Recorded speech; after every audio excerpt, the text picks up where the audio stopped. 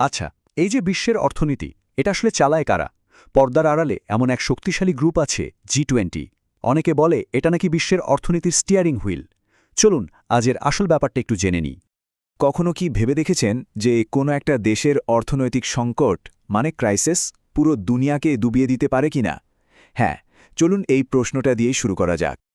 উত্তরটা হলো হ্যাঁ, পারে, আর খুব ভালোভাবেই পারে।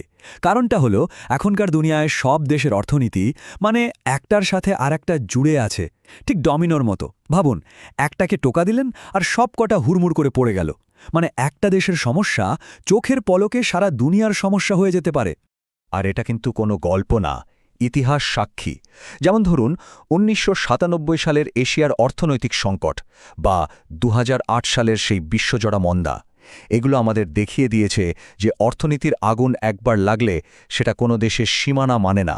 আর এখন তো আছে মুদ্রাস্ফীতির মতো ঝুঁকি, জলবায়ু পরিবর্তনের বিপদ। এসব সামলাতে তো একটা গ্লোবাল ফায়ার ডিপার্টমেন্ট লাগবেই, তাই না?